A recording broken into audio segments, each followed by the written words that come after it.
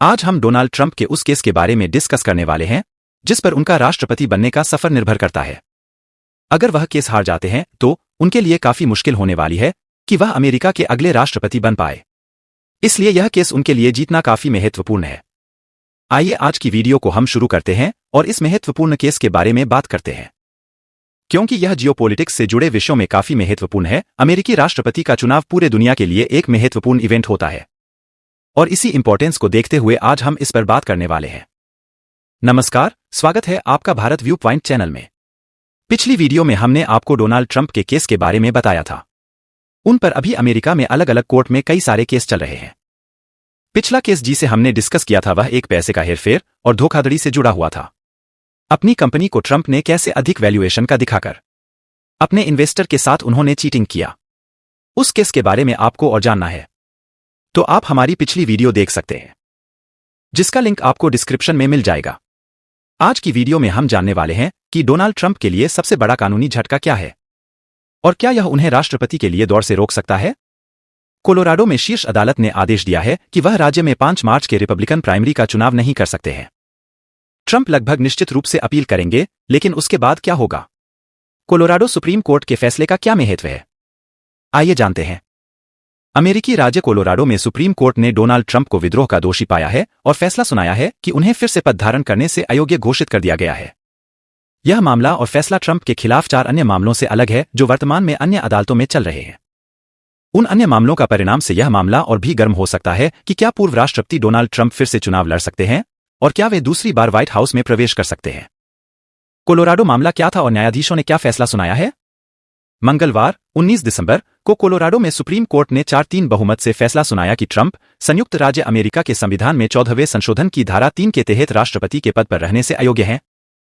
अदालत ने कहा कि चूंकि ट्रंप अयोग्य है, इसलिए राष्ट्रपति के प्राथमिक मतपत्र पर उन्हें एक उम्मीदवार के रूप में सूचीबद्ध करना कोलोराडो राज्य सचिव के लिए चुनाव संहिता के तहत एक गलत कार्य होगा। अमेरिका में हर राज्य में शीर्ष अदालत को उस राज्य के सर्वोच्च न्यायालय के रूप में जाना जाता है। रिपब्लिकन और डेमोक्रेट दोनों ही 5 मार्च को कोलोराडो और 12 अन्य राज्यों में अपनी प्राइमरी इलेक्शन रखेंगे, जो अमेरिकी राष्ट्रपति चुनाव कैलेंडर में प्राइमरी का सबसे बड़ा दिन है, जिसे सुपर ट्यूसडे के रूप में जाना जाता है। कोर्ट ने फैसला सुनाया है कि ट्रंप कोलोराडो में रिपब्लिकन प्राइमरी का चुनाव नहीं कर सकते। हालांकि न्यायाधीशों ने 4 जनवरी तक अपने फैसले पर भी रोक लगा दी है। यह ट्रंप को संयुक्त राज्य अमेरिका के सर्वोच्च न्यायालय के समक्ष अपने फैसले की अपील करने की अनुमति देने के लिए है। यदि ट्रंप इससे पहले अपील करते हैं तो कोलोराडो का फैसला तब तक फ्रोजन हो जाएगा जब तक कि सुप्रीम कोर्ट ऑफ अमेरिका किसी निर्णय तक नहीं पहुंच जाता। तो क्या इसका मतलब यह है कि ट्रंप अभी भी 2024 में चुनाव लड़ सकते हैं? जवाब है हाँ। ट्रंप कैंपेन पहले ही कह चुका है कि यह अपील करेगा और यह अब बहुत जल्दी हो सकता है। अमेरिकी सुप्रीम कोर्ट में 6 से 3 कंजर्वेटिव बहुमत है और 6 कंजर्वेटिव न्यायाधीशों में से 3 को खुद ट्रंप द्वारा नियुक्त किया गया था। सैद्धांतिक रूप से यह अमेरिकी सुप्रीम कोर्ट पर निर्भर है कि वह इस मामले को उठाए या नहीं। हालांकि ऐसा लगता नहीं है कि वे जिम्मेदारी निभाने से इनकार कर देंगे। जबकि कोलोराडो का फैसला केवल कोलोराडो राज्य पर लागू होता है, इसी तरह के मामले कहीं और लंबित हैं और अमेरिका में कानूनी विद्वानों ने कहा है कि अमेरिका की सर्वोच्च अदालत को सभी 50 राज्यों के लिए फैसला करना होगा कि क्या 6 जनवरी 2021 को अमेरिकी कैपिटल पर हमला एक विद्रोह है और क्या ट्रंप को फिर से चुनाव लड़ने से रोक दिया गया है।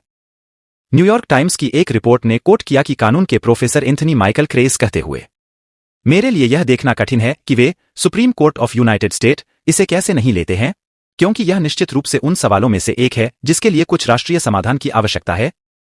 वाशिंगटन पोस्ट की एक रिपोर्ट में कानून के प्रोफेसर डेरेक मुलर के हवाले से कहा गया है कि ऐसा लगता है कि सुप्रीम कोर्ट को किस तरह का महत्व देना है। फिर ट्रंप पर कोलोराडो के फैसले का क्या महत्व है?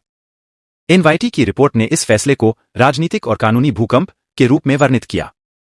प्रो मुलर, जिन्हें एनवाईटी ने भी कोट किया, अखबार को बताया कि यह एक राज्य के सर्वोच्च न्यायालय से एक प्रमुख और असाधारण होल्डिंग है। इतिहास में कभी भी राष्ट्रपति पद के उम्मीदवार को 14वें संशोधन की धारा 3 के तहत मतपत्र से बाहर नहीं किया गया है। यूनाइटेड स्टेट्स सुप्रीम कोर्ट की समीक्षा अनिवार्य लगती है और यह अदालत पर बड़ा दबाव डालती है। पोस्ट रिपोर्ट में कहा गया है कि यदि अन्य राज्य एक ही निष्कर्ष पर पहुंचते हैं तो ट्रंप के लिए यह एक मुश्किल होगा। ट्रंप को अपना नामांकन भी सुरक्षित रखना होगा और नवंबर तक चुनाव के लिए समय भी निकलना होगा। क्योंकि यह चुनाव जीतने के लिए बहुत महत्वपूर्ण होने वाला, यह ट्रंप के लिए काफी चैलेंजिंग होने वाला है क्योंकि अब समय अधिक नहीं है अमेरिकी राष्ट्रपति चुनाव में। वैसे ट्रंप के पक्ष में सिर्फ एक बात जाती है कि वह अभी राष्ट्रपति के दौड़ में सबसे आगे हैं और अमेरिका में अभी सबसे लोकप्रिय नेता बने हुए हैं। ट्रंप फिलहाल जून मुसीबत में है, मतलब कि उन पर जो अभी मामले चल रहे हैं उन्हें भी एक नज़र में देख लेते हैं। ट्रंप 4 अन्य मामलों में अदालत में है। पहला मामला है कोलंबिया जिले के लिए अमेरिकी जिला न्यायालय में संघीय चुनाव हस्तक्षेप मामला, जिसमें विशेष वकील जैक स्मिथ के नेतृत्व में संघीय अभियोजकों ने ट्रंप पर आपराधिक रूप से सत्ता के हस्तांतरण को पटरी से उतारने का आरोप लगाया है। दूसरा मामला है कि जॉर्जिया चुनाव हस्तक्षेप मामला, जिसमें ट्रंप और उनके सहयोगियों पर मतदाता धोखाधड़ी के बारे में झूठ फैलाने का आरोप है और जॉर्जिया के अधिकारियों और सांसदों से जो बिडेन की जीत को उलटने के लिए कहा गया है। तीसरा मामला है क्लासिफाइड दस्तावेज मामले की, जिसमें विशेष वकील जैक स्मिथ ने ट्रंप पर राष्ट्रपति पद छोड़ने के बाद व्हाइट हाउस के वर्गीकृत राष्ट्रीय सुरक्षा दस्तावेजों से दूर ले जाने का आरोप लगाया है। और चौथा मामला है हश मनी केस, जिसमें ट्रंप पर adult film actress stormy Daniels को पे ऑफ करने के लिए रिकॉर्ड्स को गलत साबित करने का आरोप है।